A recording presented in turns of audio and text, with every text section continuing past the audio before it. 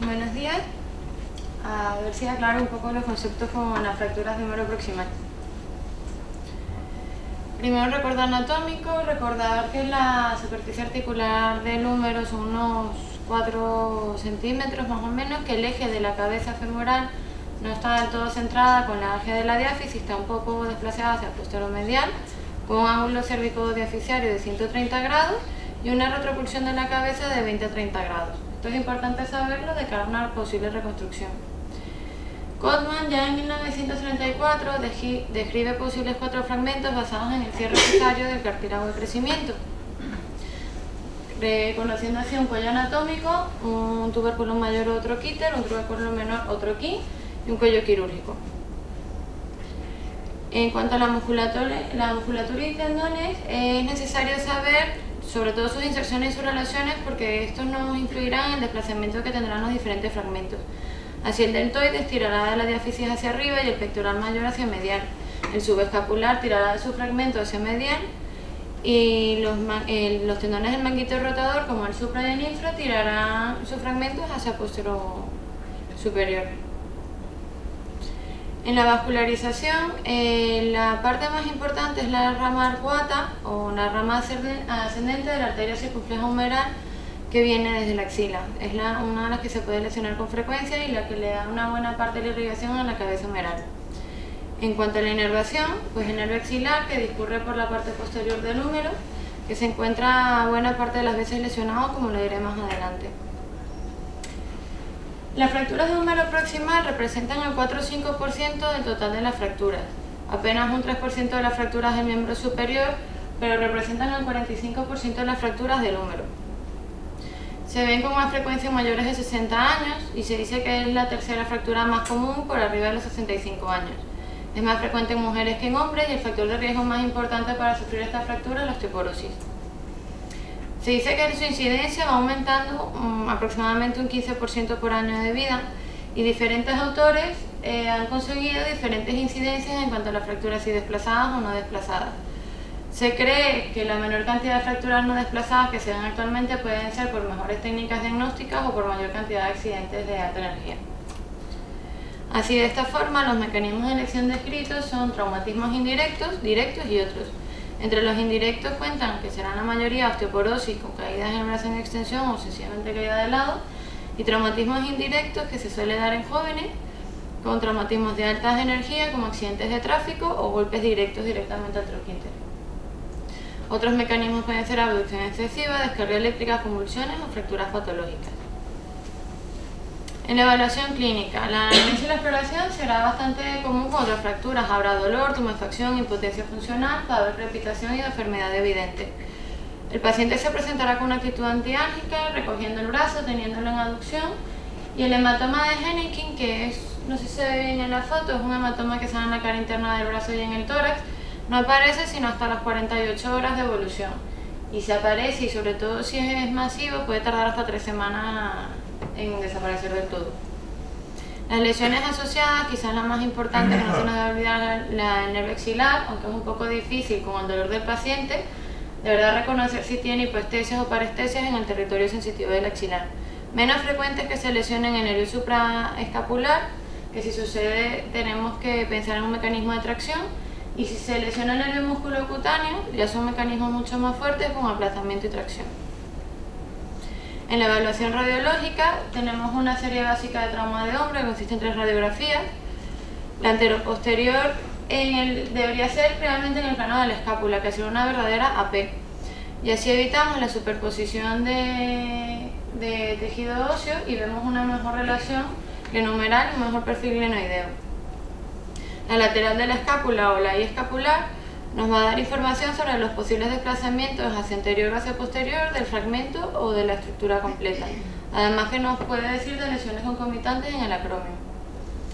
La radiografía axilar, con varias técnicas según el paciente lo permita o no, nos va a dar información sobre la afectación articular, sobre la glenoide, sobre el posible desplazamiento de las tuberosidades, sobre fracturas intraarticulares.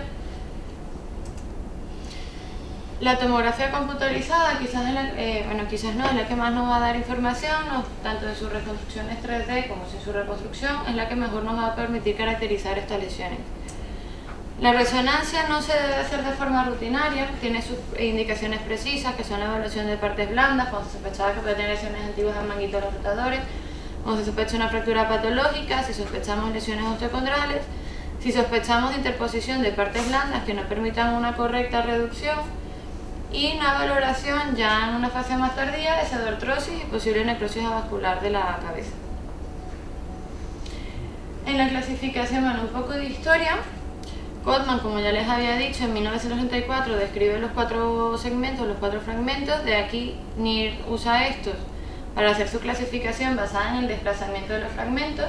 Un poco más adelante Müller le da difusión a la clasificación de la AO, y un poco más reciente Dupar y Bichard intentan hacer una clasificación extra e intracapsular. Se pueden hacer relaciones entre ellas, pero no es una relación directa como nos muestra esta tabla. Si nos vamos a la clasificación de NIR se basa en segmentos y fragmentos. Segmentos son los basados en los de Codman, en el cierre del cartílago de crecimiento, y fragmento, que no es lo mismo, son aquellos que se encuentran desplazados más de 1 centímetro o con una angulación mayor de 45 grados. Así, él describe 19 tipos de fractura combinando segmentos afectados, según si el trazo de fractura pasa por el cuello anatómico, cuello quirúrgico, troquítero, troquín, si el número de fragmentos es 1, 2, 3 o 4, si la cabeza se encuentra luxada hacia anterior o posterior y si hay afectación articular. En estas últimas también se describen 3 tipos según el porcentaje de afectación articular. La AO hace otro tipo de clasificación donde los divide en extraarticulares e intraarticular, la extraarticular en unifocal y bifocal, y esta clasificación, la ventaja que da es que mientras vamos aumentando en el número, va aumentando el riesgo de osteonecrosis de la cabeza humeral. Las críticas que existen en general a las clasificaciones, que no es tan fácil interpretar las radiografías. Esto lleva a una gran variabilidad intra e interobservador. Hay quien vio a ver si con el TAC se resolvía este problema, había mejor compresión de la fractura, pero no disminuía la variabilidad. Con lo que hay autores que nos dicen que la interpretación de las imágenes de la fractura dependerá entonces de la experiencia y la experticia del cirujano. Siendo así, varios autores empezaron a estudiar estas clasificaciones. Así Sidor estudia la de NIR y consigue una concordancia del 30%. Siemborg y Geber consiguen unos resultados similares para la AO, y otros sencillamente dicen que esto es por malas técnicas de imagen, no por las malas clasificaciones.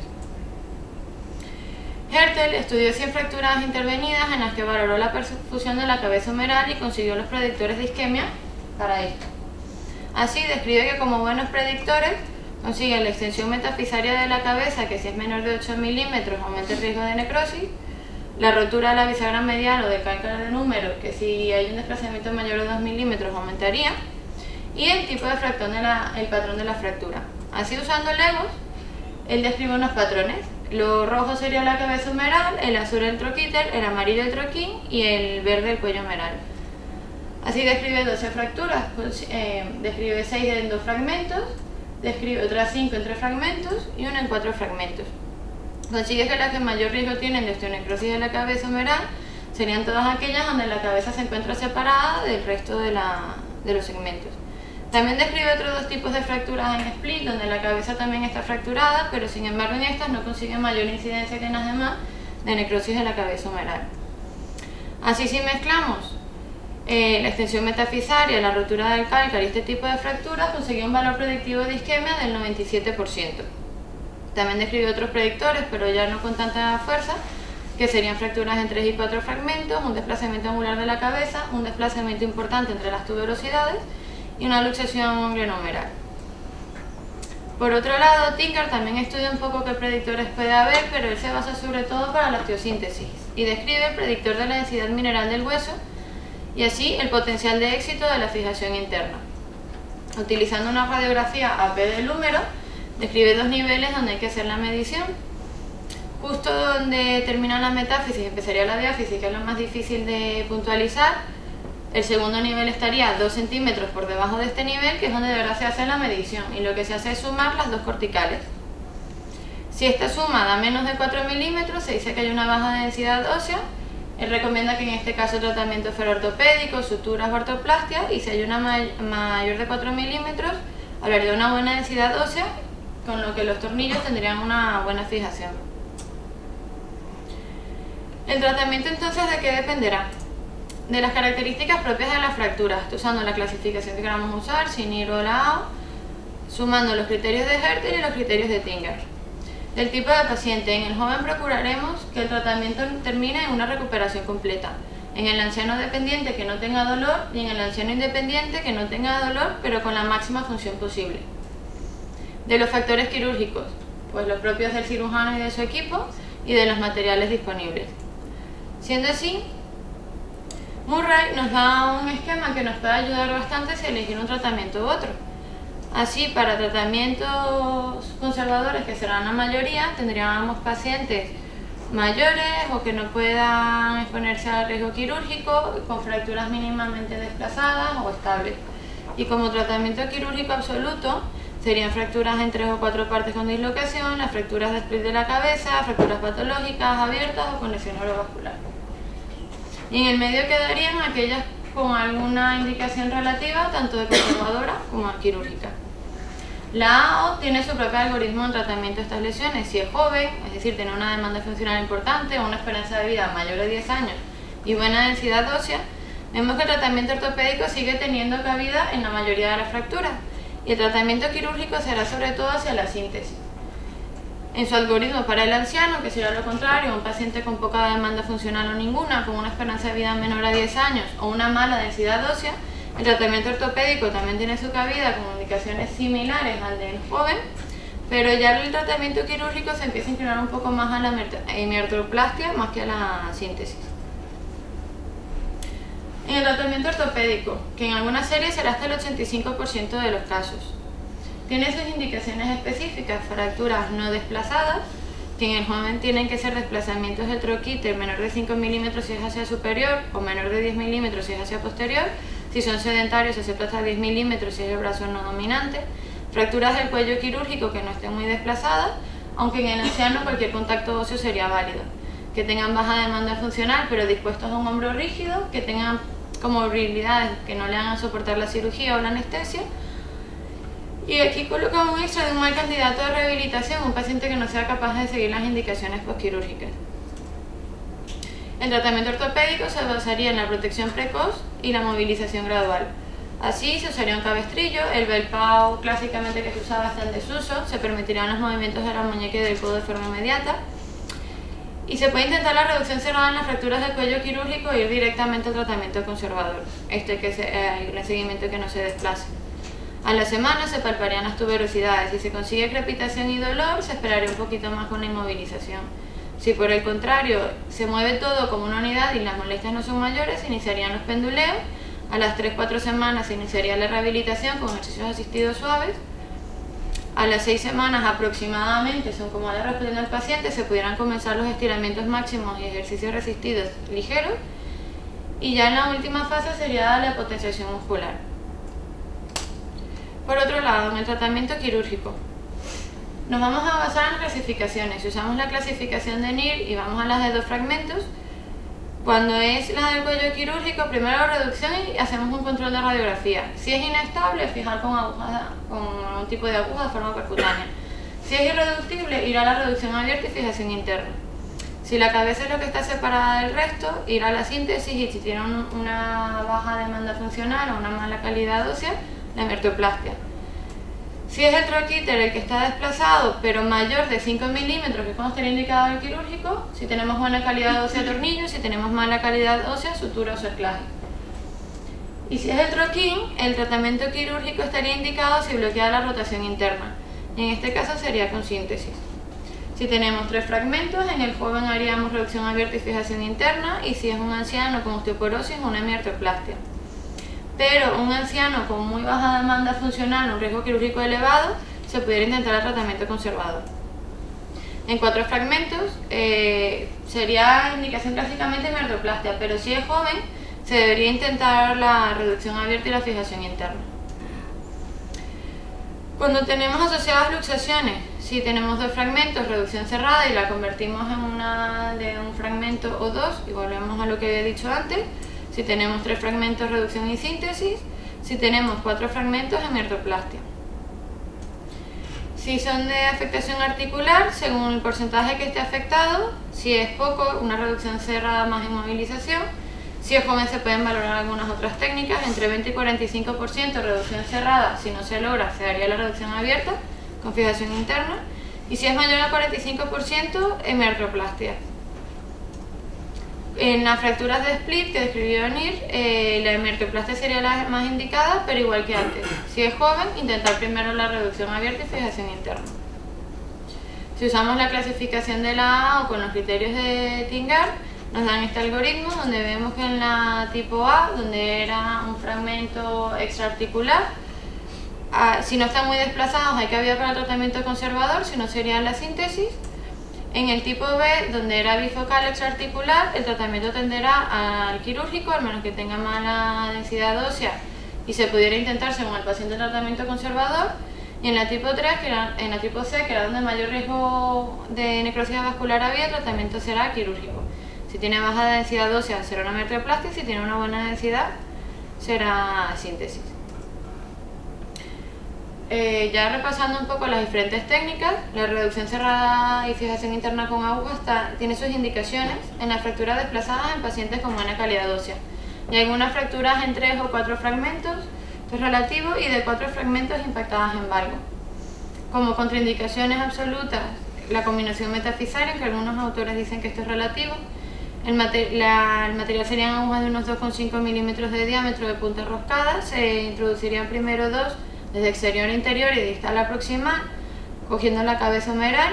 Se pueden añadir 1 o 2 agujas según sea el caso desde superior y tendría 3 semanas de inmovilización. Una variante sería usar los tornillos canulados. Estos serían unos ejemplos. En el segundo hacen una mezcla, pero claro, estos son técnicas percutáneas o de incisiones mínimas para pasar un tornillo. Si hacemos abordajes quirúrgicos para la reducción abierta, tenemos sobre todo 2 abordajes. En el surco deltopectoral, que tiene el inconveniente de que desplazamientos posteriores o fragmentos posteriores se hace más difícil, y tenemos el abordaje transdeltoideo, que tiene el evidente riesgo que el nervio axilar se atraviese en el campo. Si bien si no se lesiona por la fractura, es más fácil lesionarlo nosotros. En las suturas y cerclajes tienen una pérdida de fijación de hasta el 27% en algunas series. Se tiene que usar suturas no absorbibles fuertes y sobre todo en ancianos se recomienda que los cerclajes sean en forma de 8 anclados al manguito rotador. Estos son diferentes ejemplos de técnicas o donde poder usar la sutura. Y tiene sus indicaciones en fracturas en 2 o 3 fragmentos en pacientes osteoporóticos y como complementos a otras técnicas. Los clavos intramedulares tienen la ventaja de que preserva la vascularización perióstica, tienen el inconveniente de que pueden dañar el manguito en su punto de entrada, que tienen alta tasa de retiradas de material o haciendo el clavo lesiona el manguito, no controlan bien las fracturas en 3 o 4 fragmentos, es bastante difícil hacerlo, y como contraindicaciones las fracturas muy conminutas. Los clavos que se usaron en su momento con bastante frecuencia, como los de Rush o los de Ender, no controlan las rotaciones y esto no es muy tolerable. Y los clavos bloqueados que usamos en su mayoría actualmente dan mejores resultados que los anteriores justamente al controlar estas rotaciones. Las placas. Las ventajas: mayor estabilidad sobre todo en fracturas de 3 fragmentos, aplicable a casi todos los tipos de fracturas, controlan las rotaciones. El inconveniente: es necesaria buena densidad ósea donde se anclen los tornillos, hacen una despertización mayor que en cualquier otro caso y necesitan de alguna experticia quirúrgica sobre todo para reducir correctamente y mantener. Las contraindicaciones: pacientes con elevado riesgo quirúrgico, ancianos con baja demanda, baja demanda funcional, con fracturas en 4 fragmentos. Así tenemos 2 placas para comparar. Las placas convencionales, que se utilizarían sobre todo en huesos osteoporóticos, necesitaría agarre de tornillos, se utilizan como soporte en pacientes jóvenes. No está recomendada si se necesita una disección muy amplia y si se cumplen criterios de Hertel. En cambio, las placas de compresión se pueden usar en hueso osteoporótico, son placas premoldeadas, permiten abordajes menores. Y en la técnica es importante saber que deberían intentarse colocar 1 centímetro distal al troquíter para evitar el atrapamiento en abducción, y si la cabeza se encontraba en varo antes de la reducción, conviene colocar un tornillo inferior al calcar para dar un poco de soporte.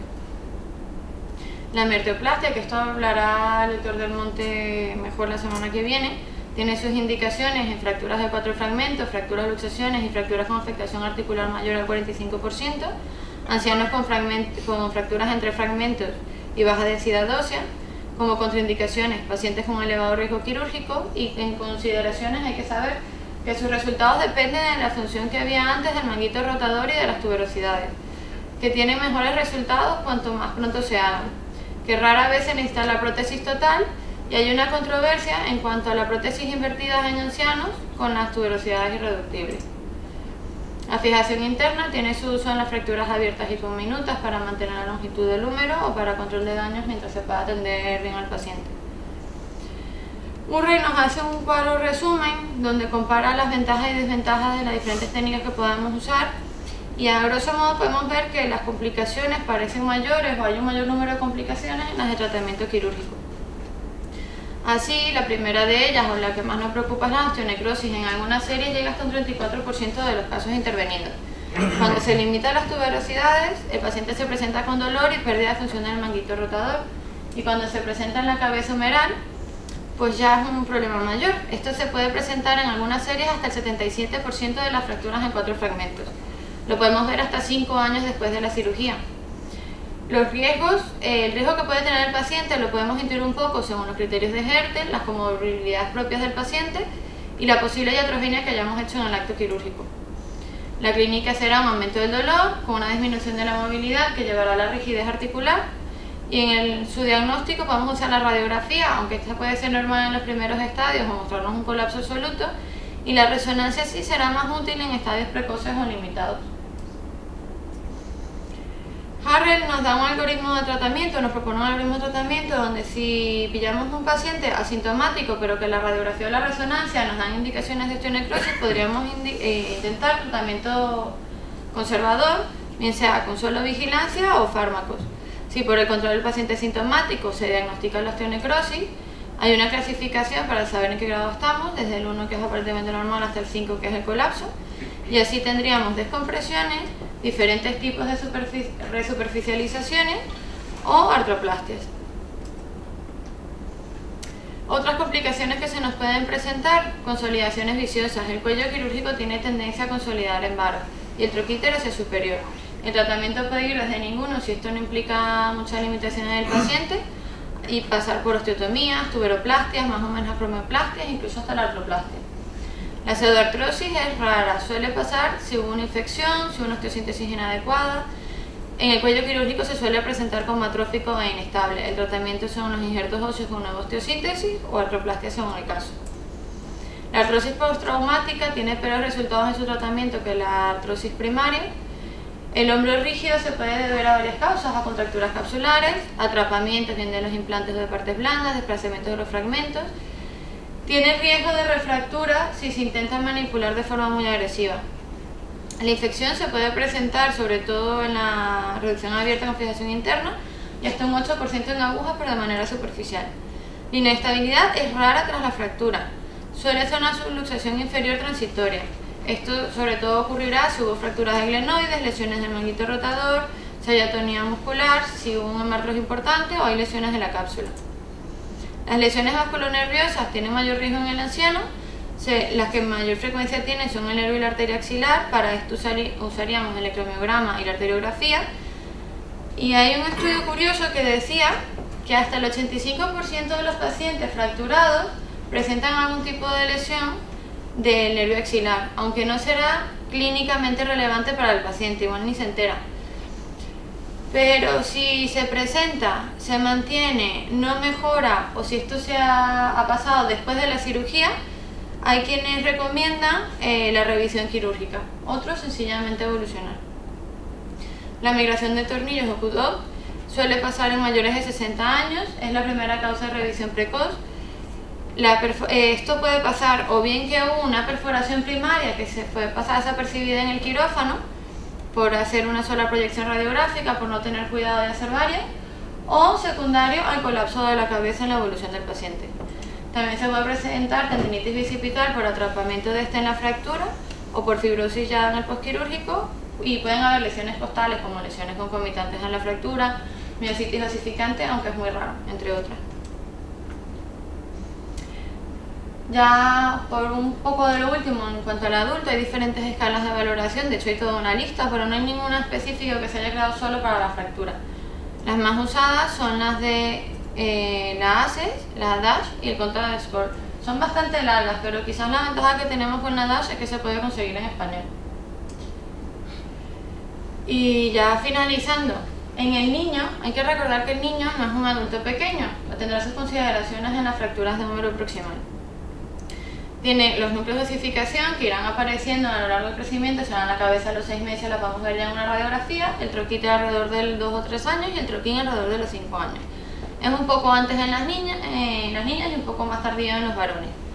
La fusión se da en las niñas alrededor de los 7 años, en los niños hasta los 14 años, cuando podemos ver que se fusiona con las tuberosidades, y a la diáfisis lo hace del todo entre los 18 y los 25 años. Además, la cabeza humeral es responsable del 80% del crecimiento del húmero y del 40% del miembro superior. Esto nos dice que tiene una gran capacidad de remodelación a futuro, con lo que tendremos, o podemos esperar mejores resultados si la fractura se ha hecho en las edades más tempranas. En cuanto a citología, esto podemos verlo en neonatos, por distocias del hombro sobre todo.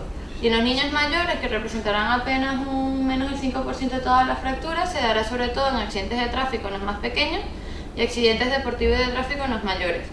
Entre los 5 y los 12 años suele ser metafisaria, de esto lo haremos adelante, en los más pequeños una Salter tipo 1 y en los mayores y adolescentes una Salter tipo 2. Ya en los que están cercanos al cierre fisario se comporta más como un adulto. En la clínica tendrá deformidad, la actitud de Desox es la actitud antiálgica del adulto, solo que el niño lo hace con el codo un poco más estirado. Si lo hace con el codo en flexión hay que sospechar que tiene más lesiones asociadas. En los neonatos lo que se va a ver es que mantiene el bracito en aducción, en abducción no lo va a querer cerrar, y la radiografía lo único que vamos a ver es que está alterada la relación entre la diáfisis y la escápula, no vamos a ver cabeza humeral, con lo que el diagnóstico y los controles se deberían hacer por ecografía. En los niños mayores pues hacemos la misma serie de radiografías que el adulto, solo que es más frecuente que necesitamos la radiografía contralateral para ver si la fisis de verdad está más abierta o es que tiene su fisis así. En la clasificación, el niño también tiene bastantes clasificaciones. La más habitual o la más usada es la de Salter y Harris, que depende del trazo fisario. La fisis está bastante baja con respecto a lo que uno puede creer de primera, y es una fisis que es parcialmente intraarticular, de hecho solo un porcentaje muy pequeño de ella es intraarticular. Neer y Horowitz también hacen su clasificación, la basan en el grado de desplazamiento. Clements utiliza parte de esta clasificación pero le añade angulación. Según su localización también podemos hablar de si son fisarias, metafisarias o tuberositarias. Según la cronología, si son agudas, que serían las que les he mostrado, las de los neonatos, la traumática. Y hay una fractura que se llama la fractura fisaria crónica, que se consigue o por deslizamiento, que esto sucede por ejemplo después de radioterapia, o por sobrecarga, que sucede usualmente en los niños deportistas de lanzamiento. Según su estabilidad en estables o inestables, según su grupo etario en obstétricas, que es la del neonato o del niño mayor, según las partes blandas en abiertas o cerradas, y hay una clasificación de Neer modificada que es sobre todo para adolescentes mayores, donde volvemos a tener los segmentos de los fragmentos, solo que el desplazamiento, si antes contábamos que tenía que ser mayor de 1 centímetro, en el adolescente es mayor de 5 milímetros. Hay que diferenciar bien las fracturas fisarias de las metafisarias. Así tenemos estas dos radiografías. En ojo inexperto, la primera radiografía, tanto la segunda, pudiera ser metafisaria con un trozo oblicuo o un trozo transversal. Pues la primera es fisaria, hay que tener cuidado con las proyecciones radiográficas, que nos pueden engañar y nos pueden decir que la fisis no está contactada cuando es así. Y las metafisarias describen diferentes tipos de fracturas en rodete o torus o transversa. Tienen en general mejor pronóstico que las fisarias. En el tratamiento será la mayoría de las veces conservador. En neonatos se intentará la reducción cerrada, el control será ecográfico, se inmoviliza durante 2 o 3 semanas, pero estos niños suelen evolucionar bien aun cuando no logremos la reducción inicial. En las fisarias crónicas que les había comentado, tampoco hay que intentar grandes maniobras, el tratamiento es reposo y analgesia, el deporte se puede valorar después de pasado el mes, suelen evolucionar bastante bien. En las pocos desplazadas o estables, el tratamiento otra vez conservador. En las fisarias de inmovilización habrá que mantener entre 2 o 3 semanas y en las metafisarias un poco más.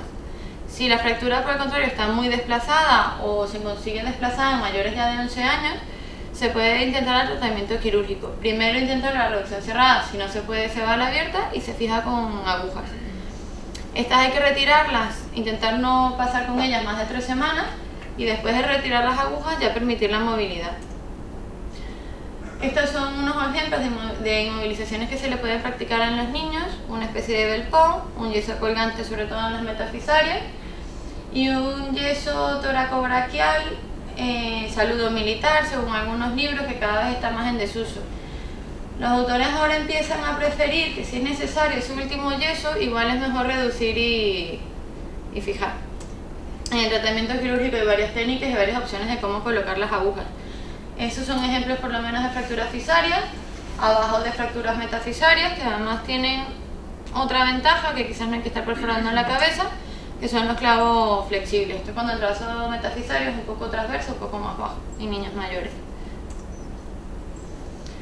Hay que tener en cuenta que el niño cura más rápido, la inmovilización habría que intentar no tenerla más de 3 semanas, no suele ser necesario, y luego empezar la movilización progresiva. Tampoco suelen necesitar de rehabilitación específica, ellos se rehabilitan solo jugando. La consolidación completa suele conseguirse a las 6 semanas, aunque no se acompaña bien de la radiografía. Y hay que ver que en el adulto, si queremos la reducción casi perfecta, en el niño no hace falta. En niños pequeños se aceptan angulaciones de hasta 70 grados, aunque no tengan ninguna posición ósea. Cuando empezamos un tratamiento, entre 5 y 12 años ya se permite menos angulación y es necesaria más de la mitad de la posición ósea. Y en mayores de 12 años, ya 40 grados en algunos autores es quirúrgico y también está además del 50% de la posición ósea. En Alemania resumieron, dieron una guía y ellos hacen el corte de edad en los 10 años.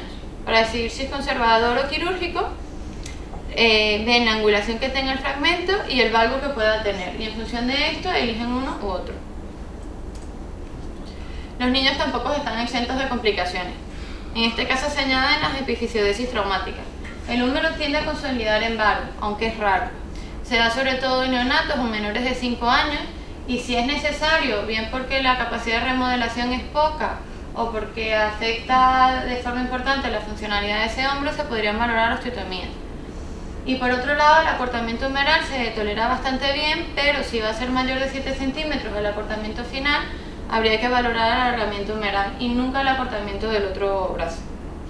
Relacionadas al tratamiento quirúrgico, las cicatrices hipertróficas son bastante frecuentes, la movilización del material también lo es, por eso hay que evitar mover el niño mientras tenga las agujas, y las infecciones tienen más o menos la misma frecuencia del adulto. La subluxación inferior es bastante rara y cuando se presenta suele ser por hipotonía del deltoides y del manguito rotador. El tratamiento es rehabilitación. La pérdida de movilidad, los niños lo toleran mucho mejor que el adulto y se adaptan bastante bien a esto. Las lesiones neurovasculares son más raras que en el adulto, a excepción del neonato, que cuando se presenta una fractura de la cabeza humeral hay que buscar también una lesión del plexo braquial. Las lesiones tendinosas, en este caso es un poquito más frecuente que en el adulto por atrapamiento del periósteo, que el periósteo además lo arrastra y lo incluye dentro de la fractura. La necrosis avascular es rarísima y cuando se presenta hay que buscar otros riesgos en ese niño. Y el quiste óseo, que no es una complicación sino altera un poco el tratamiento. Es la causa más frecuente de fractura patológica